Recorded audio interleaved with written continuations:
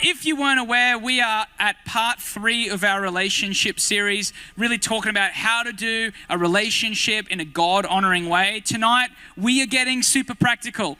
We have talked about, why does God care about our relationships? The short answer, God cares about you. He wants you to live free. He wants you to flourish in your life. That is why God cares. We've talked about some of the motives behind wanting to get into relationships. And tonight, I really want to practically look at the different stages that relationships follow. It is going to be super practical, but hopefully you find it useful. I'm sure you will.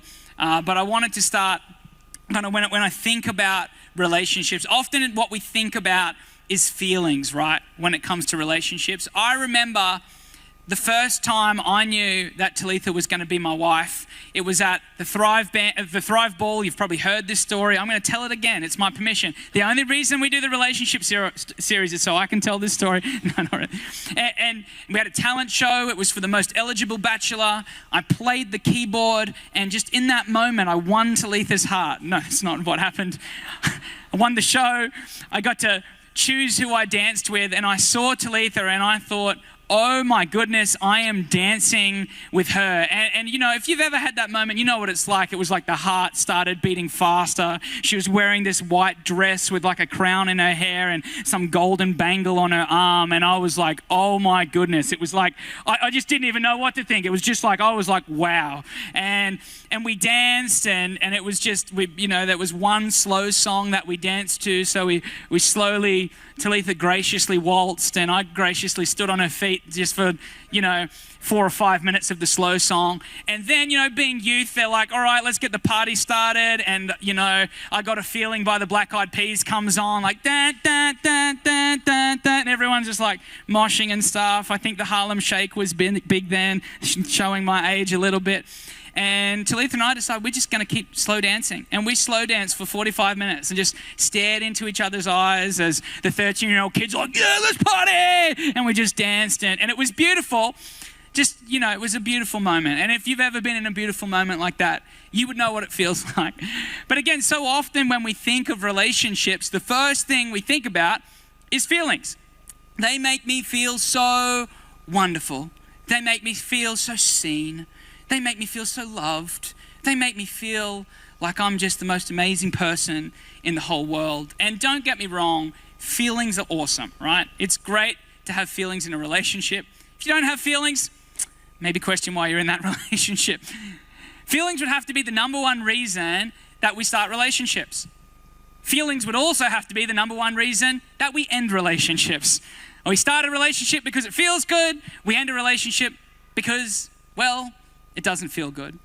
And I think it calls for something greater than feelings needing to guide the way that we conduct relationships. Who knows, if you're anything like me, my feelings can be up and down, my feelings can tell the truth, and my feelings can lie to me. And I think it's important that we base the way we build our relationships on something that goes deeper. And I would suggest that it's actually wisdom that needs to guide our feelings. Emotions are important, but they need to be put in the context of wisdom. We should acknowledge our feelings, but ask, is this feeling actually based on something real and lasting? Or what's the wise choice here, not just what feels good? Wisdom should drive how we build our relationships, not feelings. Feelings come and go. Wisdom remains regardless of feelings. I love what it says in Proverbs 24, 3-6 in the Good News translation. It says, homes are built on the foundation of wisdom and understanding. Where there is knowledge, the rooms are furnished with valuable, beautiful things. Being wise is better than being strong. Yes, knowledge is more important than strength. After all, you must make careful plans before you fight a battle. And the more good advice you get, the more likely you are to win. And I suppose this is the heart of this series, is let's talk about some good wisdom that can serve as kind of the riverbanks of the riverbanks of the river of emotion. And the question probably comes up, why do we even bother teaching on relationships? Like, don't they just come naturally? And I mean, maybe they do. The thing is, no one here has ever tried to attempt a relationship without getting advice from somewhere. Whether you know it or not, every time you've conducted a relationship, it's been with the advice of somewhere. Our world is constantly teaching on relationships and modeling all kind of behavior. From maths to Bridgerton, romantasy to euphoria, we get bombarded with ridiculously unrealistic patterns of human behavior. I mean, just think about a show like Friends, for example. It models this kind of behavior that doesn't work. They would not still be friends after what happens in that show. That's not how relationships work. 1 Corinthians 6:10, I think, which is not going to be on the screen, so don't stress whoever's on screens, I think shows what godly wisdom kind of is. Sometimes it's not the narrative that the world and the culture is pushing. It says, we of course have plenty of wisdom to pass on to you once you get your feet firm on spiritual ground, but it's not popular wisdom. The fashionable wisdom of high-priced experts that will be out of date in a year or so. God's wisdom is something mysterious that goes deep into the interior of his purposes. You don't find it lying around on the surface. It's not the latest message, but more like the oldest. What God determined as the way to bring out his best in us long before we ever arrived on the scene. That's God's wisdom, the intent to bring out the best in us. So the heart of this series is about equipping you with wisdom to build a great relationship if you're ready for it. The relationship series is not everyone please get in a relationship right now. That would be chaos. Our life group leaders, their heads would explode. They would just not know how to deal with that. But it's how to build with wisdom and not to end up hurt on the other end of it. So I want to start with the most famous Bible verse on love. If you've been to a wedding, you have heard this one. If you've been married, this was probably shared at your wedding. If you can't remember that, that's okay. You had more important things on your mind. 1 Corinthians 13:4-7 says, love is patient. Love is kind. It does not envy. It does not boast. It is not proud. It does not dishonor others. It is not self-seeking. It is not easily angered. It keeps no record of wrongs. Love does not delight in evil, but rejoices with the truth. It always protects, always trusts, always hopes, and always perseveres. Now just pause and let that sink in for a moment. Like if you're here and a relationship is something that you want now or in the future, that's the kind of love you want it to be based on, right? Love that's not self-seeking, love that's patient, love that's kind. This is actually how God loves us. You can read that whole verse. It's a beautiful exercise. Replace the word love with God. God is patient. God is kind. God does not envy. And the best standard, I think, in a relationship for us is try to reflect that love that God shows for us. But tonight, I just want to hone in and focus on the phrase, love is patient. Turn the person beside you and say, love is patient. My kids and I had a discussion recently about what patience was. We decided that patience was happy waiting. It was they seemed to think they were patient when they were just like, but I'm not asking for it, but I really want it right now. It's like, no, patience is happy waiting. Love is happy to wait, right? Love safeguards desire until the time is right.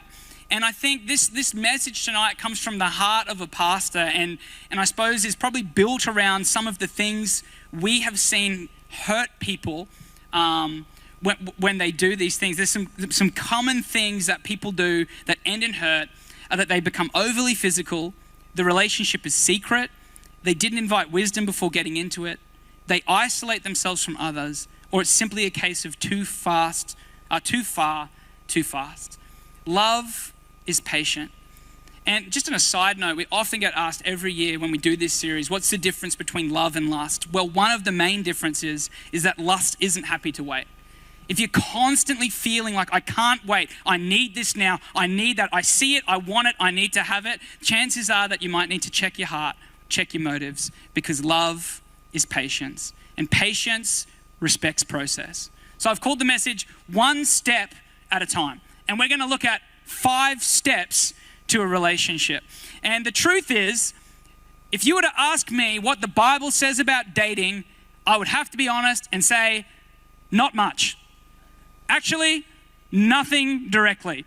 Do you know the whole concept of dating is only just over 100 years old? Look it up. It's like 1895 is when they first used the phrase dating.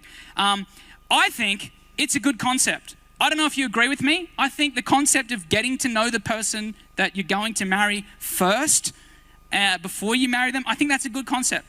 I think not just having to marry who your parents say you have to marry is a pretty good concept. Although a lot of parents have a pretty good judgment call on that also. The Bible does say a lot about how we should treat others. And I think we should remember that God's heart is not to restrict us, but that we would flourish and live a life of freedom. So these are some guidelines to set you up to flourish. I can't say everything tonight, so please forgive me. I've got 21 minutes, and then we're going to interview Geordie and Kate, some absolute legends in our community. So I'm going to do my best to cover some really important ground. I also want to preface this by saying, as followers of Jesus, we really believe that sex is designed by God for marriage. Now, you might be here and you might be like, that is insane. I don't get it. What's the deal? If you can just bear with me, next week we're going to spend a whole week talking about why, and then also how do you make that happen? How do you wait until marriage? That is next week. So tonight I'm just going to assume that what we desire is that, and we'll address it more next week. If that's not been your experience, please don't take tonight as condemnation. God is a God of grace and fresh starts. And my encouragement to you this evening would be simply to open your heart to hear from a different perspective, and maybe to allow God to put a picture in your heart of what relationships could look like in the future. Is that cool? Great. So there's a 5-stage process, which I would say is crucial in relationships. Another side note, it's really crucial to do relationships well in a community like this, because when you break up, you will see them next week. In the world, you can conduct yourself however you want, and you may never see them again, unless you live in Toowoomba. Then you'll always see them on those really long escalators that go from Kmart up to Big W. You know those ones, like every time you go there, you see at least 100 people that you know. You will see them every time there. In church, you are going to see them next week. So it's really important that we conduct relationships well. Okay, 5 stages. Are you ready? Geordie Howard, are you ready?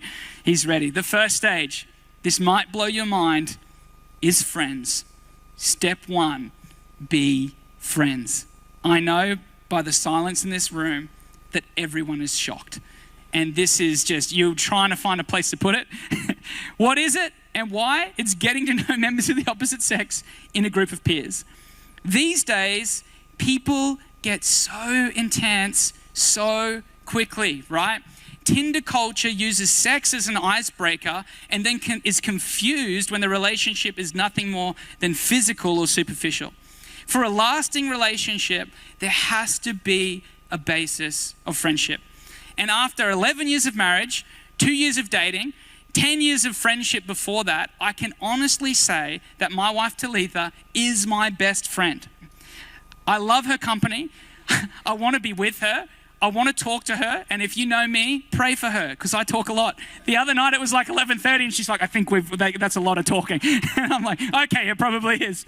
I want to be with her. I want to do life with her. I want to go on adventures together. 23 years together, and I still can't get enough. And I think when we rush into things, when you get too intense too quickly, you miss that basis.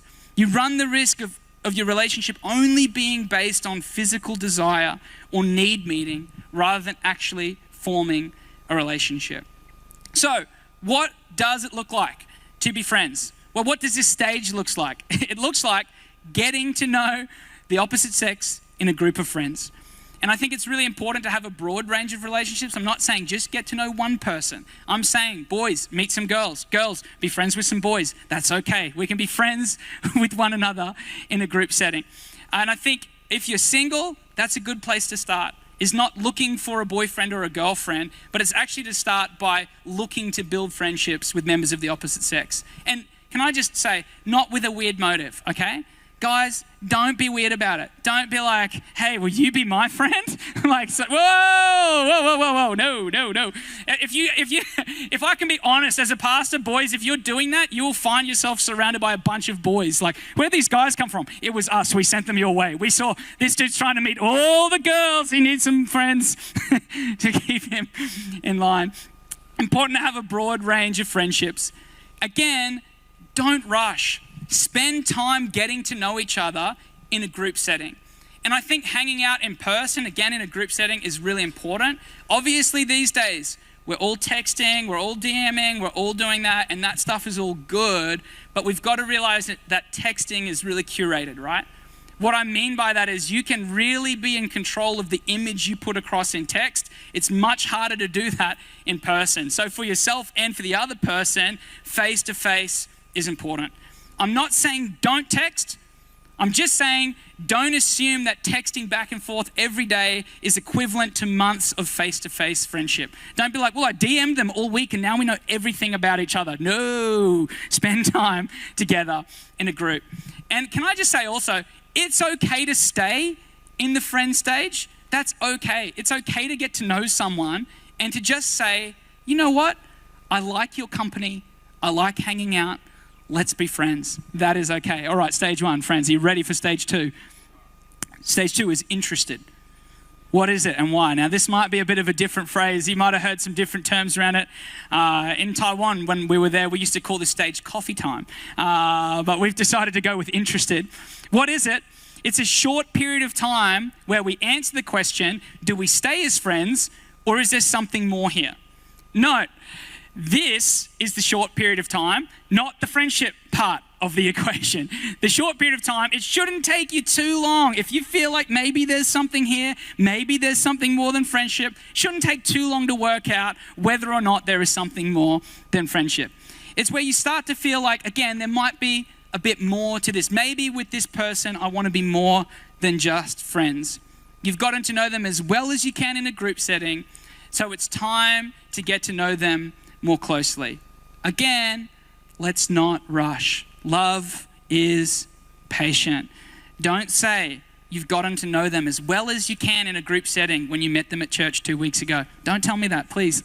It's not true. It's like, but we've known each other for 2 weeks. I know them. It's time to get coffee. Whoa, slow down, slow down. I think this is often the most skipped stage in relationship.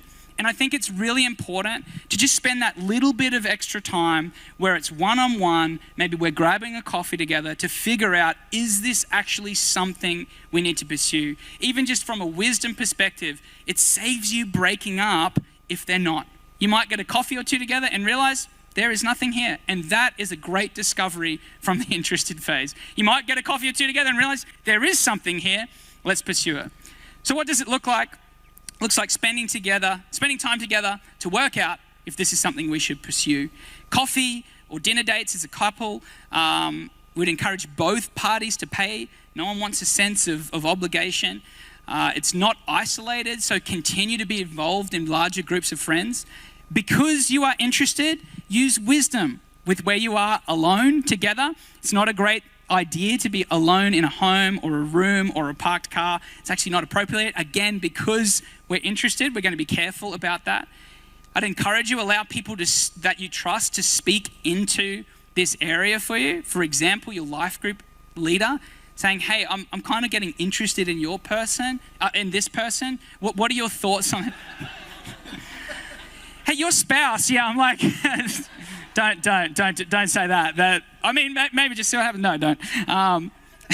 But it's really important, right, to have people speaking into our relationship. Sometimes we can just be so excited by what we see ahead of us that we forget to actually look for wisdom for someone to speak into our lives. Can I encourage us, church, that our life group leaders love us and they want the best for us? Their heart is not to restrict you. Their heart is to help you. They are an incredible asset to have in your group. And can I just tell you, your group leader would always rather you ask a question than come with a mess later on. Now, they're happy to deal with that too, but they'd always prefer the question. And I think it's important in the church that we really have a culture that supports people being interested in each other. I just want to smash any sense of like, ooh, tonight. I think it's just, let's grow up, okay? If someone's getting a coffee with someone, that's okay. There's no place in the church for gossip around that kind of stuff. People are free to do that. People should feel safe and they should feel supported.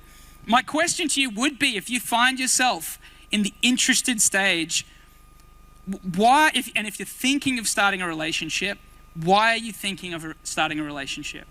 We talked about this a couple of weeks ago. Motive is really important because dating isn't the destination. The goal shouldn't be get a boyfriend or get a girlfriend. The purpose of dating is actually to find a spouse.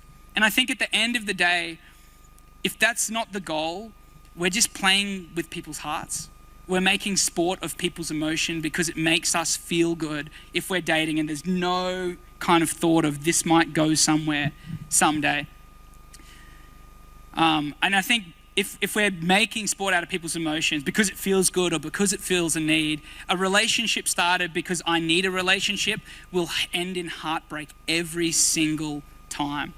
So a good question to ask is, are you using one another, even if unwittingly, for self-gratification? Is this more about what I can get out of this person than what we can kind of give to one another? So that's interested. Are you ready for stage 3? Stage 3, am I counting correctly? Stage 3, all right. This is practical, right? I hope this is okay. I think it's just good to speak about it and not be like, oh, whimsical, airy-fairy words that no one understands. 3, we called it official. You could call it going steady. You could call it BF and GF. You could call it my main bae. I don't know, Gabe, whatever. Ask Gabe what he would call it. I really want to like say skibbity so bad, but I'm not going to do it for you. Official. What is it and why? It's both having agreed, which means spoken clearly, that they are a couple now. Now, you don't want to find out that you're in a relationship by them posting about it on Facebook, okay? So that's why I say it's important to agree mutually that this is where we're heading. This is just, I just got a bit of a flashback of youth camp 2008, I'm going to say, where a girl went around telling everyone that we were dating and I didn't know who she was. So don't do that. That's awkward. Yeah, I know. Someone asked me, like, are you interested? I'm like, I don't know her, but that's a nice name. And apparently we're dating now. So publicly agree that you're a couple. And this is desiring to develop a deeper relationship. Again, it's publicly girlfriend and boyfriend. Can I just encourage us around that? Like, secrecy is always a red flag. If one person's pushing to make it not known and to keep it secret, that's usually a red flag. If they're open to be talking with their friends and their family about it, that is a green light. That is what you want. So again, why date? The goal is marriage. What should it look like? Well, it's romantically exclusive. Unless it is clearly broken off, it would be unfair to have another romantic interest. But it's not socially exclusive. It's unhealthy to pull away from involvement with your peers. Can I just say this is one of the biggest red flags I see as a pastor, is all of a sudden everyone's saying, where did that person go? And then the answer is, oh, they got a girlfriend. And it's like, oh no, like that. It should be romantically exclusive, but not socially exclusive. You should be still hanging out with people. Other people, can we invite the dating people along to our hangouts, okay? And the married people, single people, send them an invite sometime. They don't want to feel like all of a sudden they're socially excluded. I think any of the young people anyone who's been married here kind of knows what that feeling is like. It's like, oh, like, yeah, we got married, but we still want to hang out with you guys. Not socially exclusive. It's spending time getting to know each other on a deeper level, talking about future, asking important questions, getting to really know the depths of that person. Now, maybe not on the first date. There's some questions that might be a little bit too intense for the first date, but recognize that this season actually has a purpose. That dating is not this, okay, stop, pause, all right, we'll chill out here for a bit and then whatever. The purpose is to work out, is this going somewhere? Recognize that it has a purpose. Boys, can I encourage you? This might be old school, but pay. If you value her time and honor her, then say it with your wallet. it should go without saying, but not expecting anything in return, okay? Can I just say, girls, if he pays and there's any sense of obligation, just run as fast as you can. If it's like, oh, but I pay, can I get a little kiss? It's like, that's disgusting. That's gross. Run away as fast as you can. I never said that, okay, even though it sounded very convincing. Just to run. If there's any sense of I did this for you, I should get something in return, run as fast as you can. Jesse is sent. We'll pray for him later. Run. But are we on the same page about that? Like just run if there's any sense of that. Accountability is really important. So what I mean by that is welcoming questions from your leader and from people who care about you, about the health and boundaries in your relationship. It's going to people and actually asking them to speak into your relationship. Again, like I said before, it's a good idea to start this, to do this before you start dating. And can I encourage you, initiate it. Don't wait for someone to come and ask you questions. Initiate it. Go find someone who has a relationship that you think is healthy and then ask them to speak into your relationship. I think this is where we start to really exercise wisdom with time alone in the house. Never be in each other's house alone. Parking won't end well if it's just like, let's just go park at the top of North Street and just hang out. Just avoid that. Don't be alone in each other's bedrooms. Even if other people are home, I really think a person's bedroom should remain their private place. The Bible says, flee from temptation. It doesn't say mess around and see how far. It says run from temptation. And can we be honest? We are designed to be a certain way, and that is good. But the context for that is marriage. I had a couple one time tell me, they're like, we live together and we sleep together, been doing it for years, and we're never tempted to sleep with one another. And I was like, that is a bigger red flag. Like, you should be attracted to one another. So exercise wisdom with where and when you are certain places. As far as physicalness, I think like kissing, hugging, it's appropriate, but it's not a necessity. Remember, dating is not a declaration of love. We've all seen those people.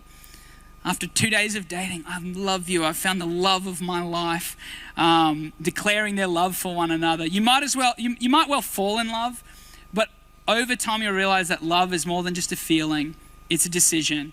And the issue with calling it love, I think, is that not every relationship you have has to end up in marriage. Again, it's okay to date and to realize this is not the person for me. That is okay. That is way better than getting married and then 15 years down the track going, we couldn't make it work. So not every relationship you have has to end up in marriage. Again, I think people spend forever waiting for the one, and it's like, just take someone out to coffee. But the goal of every relationship should be to work out whether or not this is the person that I marry. Is this still cool? Great, so that's official. Number 4, engaged. What is it and why? A couple have decided to make their relationship permanent and physical through marriage. What should it look like? It should look like a commitment to marriage within the next 3 to 12 months. What we really encourage is long courtship, short engagement. I think what happens is when you get engaged, you're ready to be married. So get married. Don't get engaged until you want to be married. One of the things we do in that time frame is we run a course that we call, it's like a pre-marriage course where we sit down with the couple and help make sure they're on the same page about everything. Again, all through friendship, interested, dating, we should be having conversations about where we're heading, about what our values are, about what our beliefs are.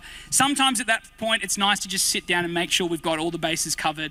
It is a really good time to discuss anything that you might not have discussed already. And I would just encourage engaged people here, do not take surprises into marriage. It's way easier to work on things before you get married.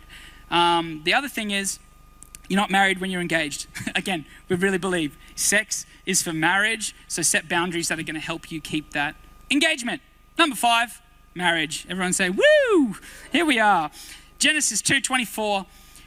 For this reason, a man will leave his father and mother and be united to his wife, and they will become one flesh. Marriage is the moment where two people become one in front of God in every way.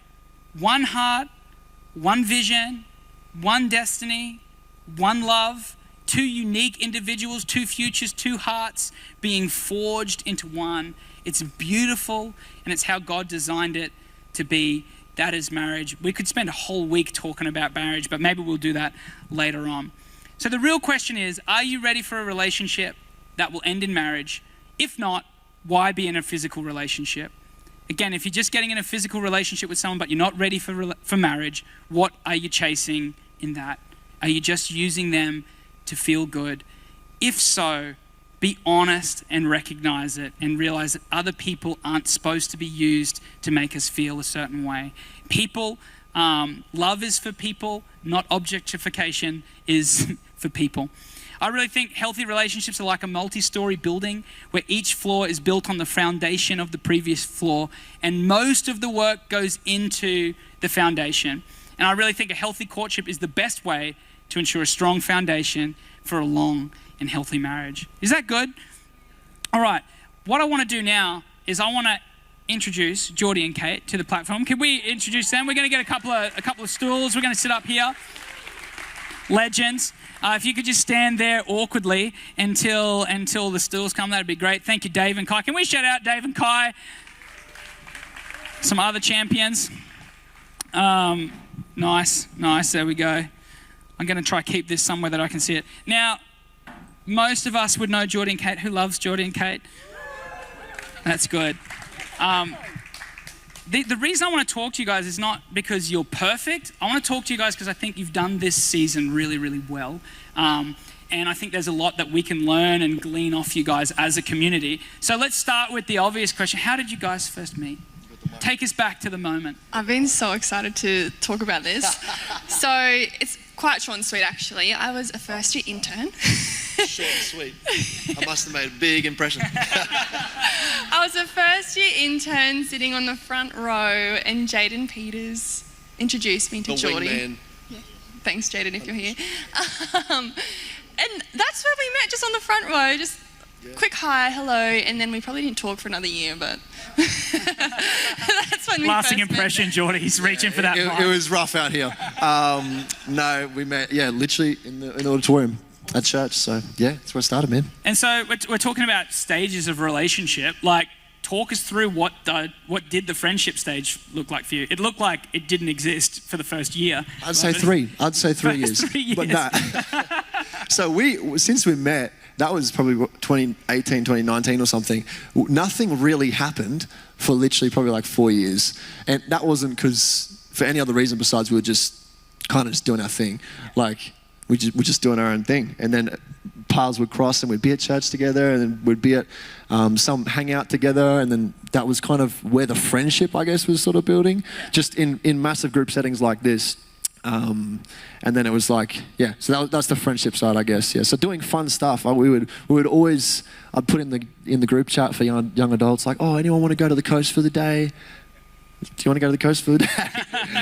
But it was just really trying to build that friendship around other people and just having fun, man. Yeah. Having fun with loads of people here that I consider my mates as well. So do you want to add anything? Well, can I just maybe ask you, Kate? Like, I mean, I know we're joking about just like totally ignoring each other for 4 years, but you guys were good friends in the context of hanging out in groups. So, would you say like you were friends for a while before there was actually any interest beyond that there? Yeah, absolutely. I think we were both just going after life, really, when we were that young. But just getting to know each other, having fun around a lot of people,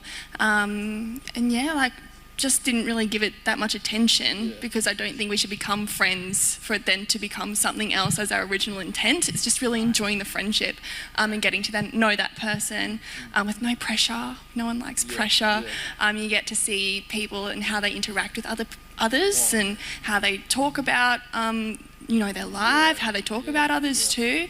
It's just enjoy the friendship. I love that. And I'm not saying wait 3-4 years if there's someone who you're keen on. If you're friends with someone and you're keen on them, go for it. But for us, that's what it was. And I just think you can learn so much about someone as a friend.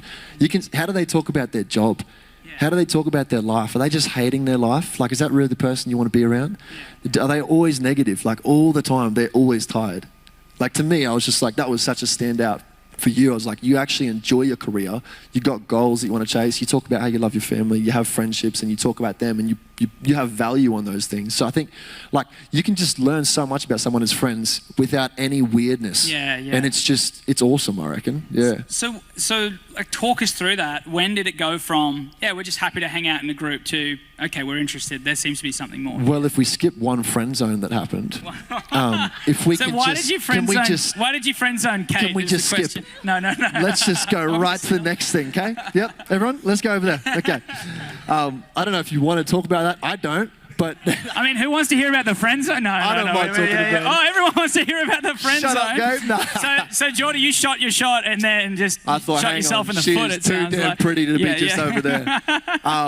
No, well, yeah, in short, it was just like, look, I feel like the direction she's heading in is a direction I want to go with. And it was kind of like, hey, that's not really the vibe where you're at right now. And I was like, oh, yeah, totally fine. I'm going to go cry. No, it was just a moment where it was like, all right, cool. And it was like, yeah, I'd say probably, you probably have other things to add on, like how much I, yes. So a friend zone did occur, and then someone did ice me out for 6 months. But that's okay. We got to reestablish a friendship. Yeah. Get talking again, and I think then that's when I woke up and realised, what have I just let go? Then I got a little bit interested, and I just made sure that I constantly had conversations with Geordie to get to know, again, more about him, because I don't think you ever know the whole person. Didn't message him much, just kept it face to face. I think that's really important. You actually set boundaries around how much you were texting and stuff, right? Did we? When we were just friends, I remember I was trying to text her and she was like, oh, I've just had enough like phone time today. I'm just going to like... Yeah, and I was like, why is that... Nice. Of course, you're too busy just killing it out there. But no, yeah, that's kind of I think that's wisdom though, like to not constantly be like in each other's face and in each other's world. So let's talk through that interested kind of stage. Like, what did that look like? I know just from my perspective, you guys did that season really well as far as really wanting to get to know each other before you launched out into a relationship. Yeah, I'd say from my perspective, like when we did any of those group hangs and stuff, I was just really intentional with talking to you. I think I've got a lot of single mates and it's like, I think we should just really make the most of in-group settings. Just, oh, what a coincidence. I'm sitting next to you again and the bonfire's there again. That's crazy. Yeah. Oh, you're having, oh wow, we're both at the exact same place at the exact same time all the time. That's wild. But so really like building that through in that way was where I'd say it started. And then probably doing those simple dates that you mentioned. We went to some waterfalls and we went out for coffee. We just did fun stuff. And it was sort of like, I think, I dropped you home on one of those and you were like, is this a date? And I was like, yeah. And you said good. And I was like, good? Yeah. Oh, okay. Oh, we're putting some foot on the gas. And so that was probably a big like establishing moment for me where I was like, oh, holy smokes. Like, yeah, okay, we need to like, let's catch up a few more times and just like chat through where we're kind of at. Yeah. Would you, you add what you want, but also just maybe just talk us through like, what was the conversation kind of revolving around when you were hanging out? When we were hanging out? I was asking Kate, but all good. Sorry. I think after we both acknowledged that we were interested in each other, I may have formed quite an extensive list of questions to ask him, just because I was genuinely curious, and I think it is quite long. Well, can we get an example of a question on that? What's your blood type? Important for compatibility reasons? Is this a date or am I at the doctor's? Where are we? But no, that was the first question on the list and I was like, I think O negative. And I'm also O negative. There you go. Match made in heaven. No, it was good. No, I think it's really important in the interested stage to become way more intentional in your conversation, but to also be sure about stepping into a relationship, hence all of the questions.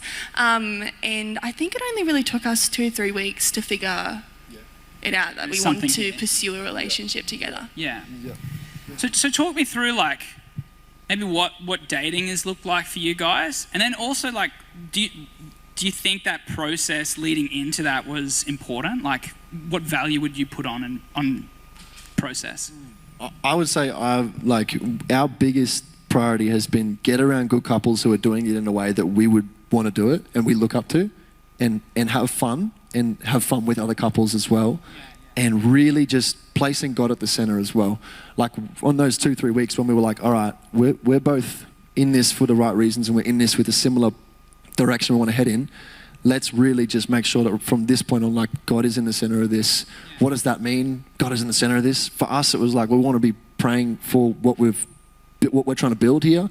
We want to be getting around other godly people that we would look up to, and all that was just couples like yourselves. Like I remember the minute we became official, step number 3, if you weren't 3, 4. I think it was 3. Oh, step number 3, if you weren't listening, there you go. But we caught up with yourselves and we admired yourselves and a few other relationships here, and we were just like, just getting around other people and getting their input, and that's kind of how that sort of looked, I guess, early days. Can I just say too, that was like a huge green flag. These guys really, really early. I think we were talking before, like when you were interested, and then when you started dating, it was like wanting to hang out with Talitha and I, and you were coming and saying, hey, we've got these questions, can we ask you? What about this? What questions should we ask? Like really well thought through questions that I was like, yeah, I totally have answers to those, and made them up on the spot. No, but I remember that was like a really something that was like, man, you guys are pursuing this in a really healthy way.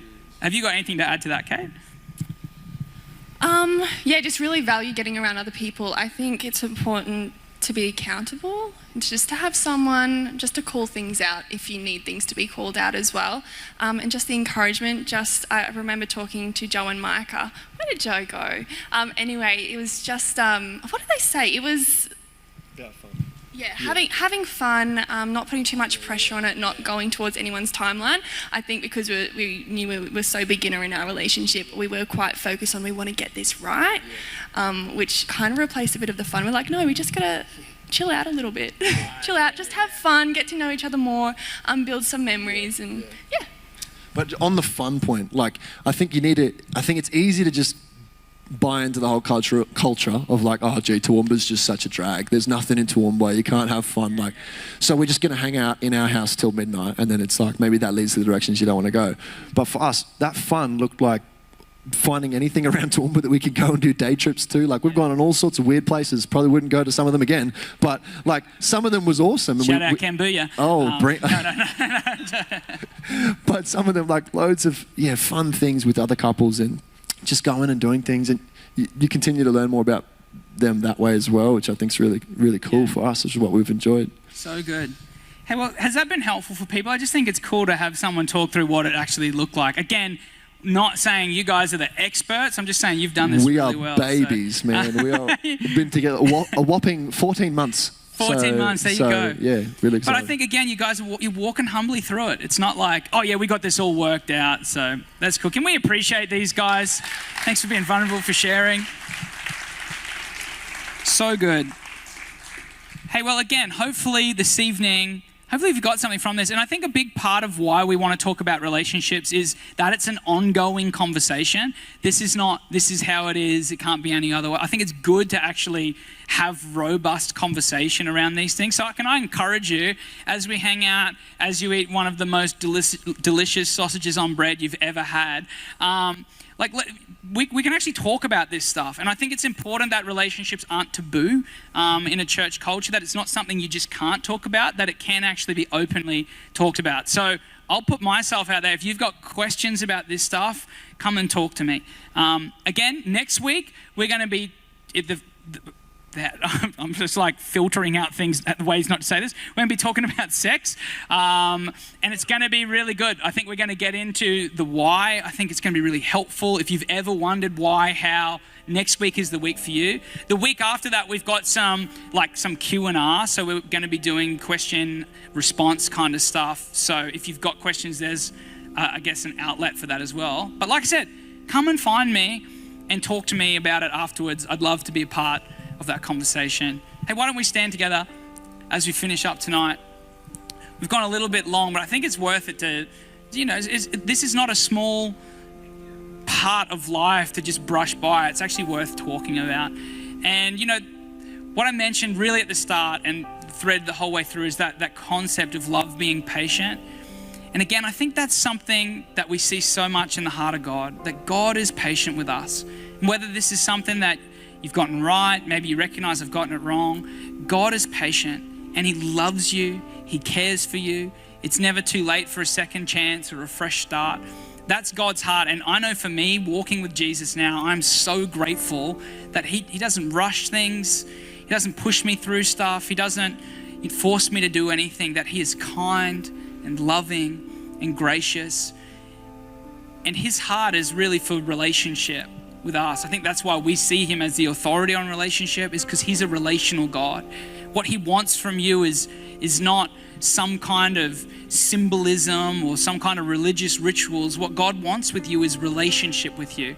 He cares about you. He wants to do life with you, to help help see you flourish in life.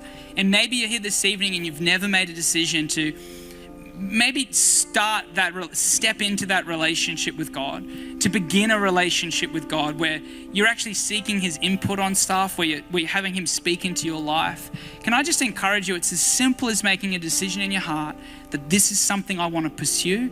This is something I want to work out. This is something that I maybe want to take steps towards. So if that's you tonight, there's going to be a couple of people hanging out at that Connect Hub over there where it says Bible Pickup here. We'd love to put a free Bible in your hands and have a conversation about what it means to walk in relationship, to live life in relationship with Jesus. So if that's you, make sure you talk to the person who bought you about what their relationships meant for them. Following Jesus is the most, I would say, crucial decision in your whole life, but it's not something to be done alone. It's best done in the context of community. So have a talk to someone about that.